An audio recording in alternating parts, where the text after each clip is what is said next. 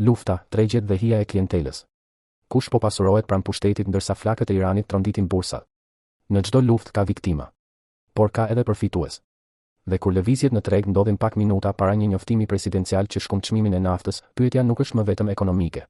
Është politike, morale dhe penale. Kush e dinte paraprakisht, kush veproi dhe kush fitoi? Në rastin e krizës me Iranin, deri tani nuk ka emra publik të provuar si miq të Donald Trump që të jenë kapur zyrtarisht në insider trading.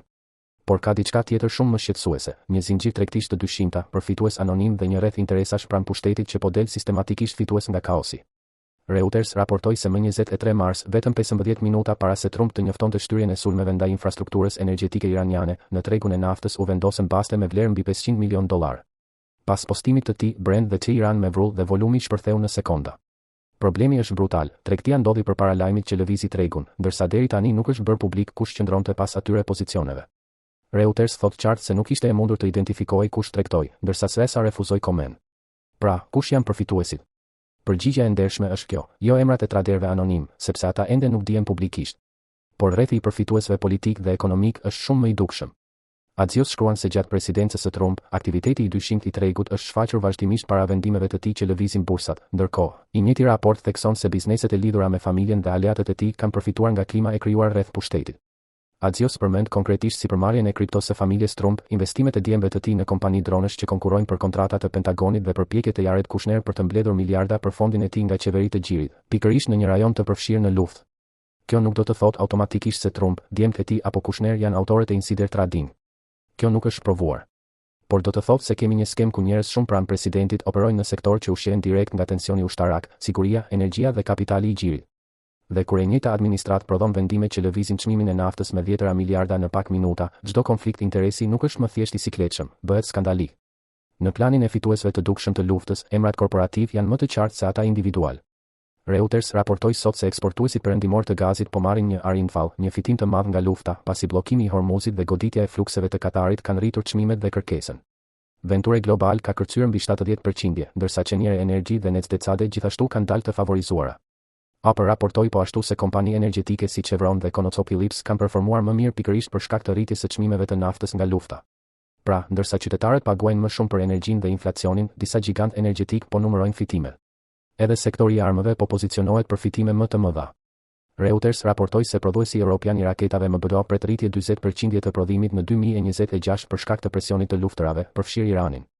Paralelisht, analiza financiare po I drejtojnë investitorët nga kompanitë e mbrojtjes dhe teknologjisë ushtarake, ndërsa kompanitë të lidhura me data, mbrojtje raketore dhe dron shihen si përfituese afatmesme të një bote më të militarizuar.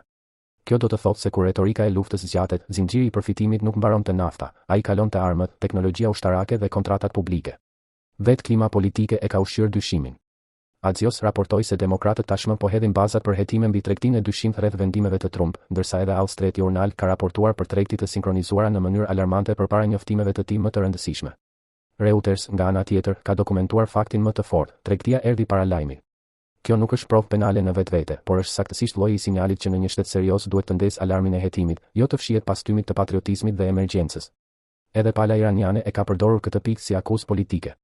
Reuters raportoi se kryetari I parlamentit iranian tha se FAKENES po përdorej për të manipuluar tregjet financiare dhe të naftës.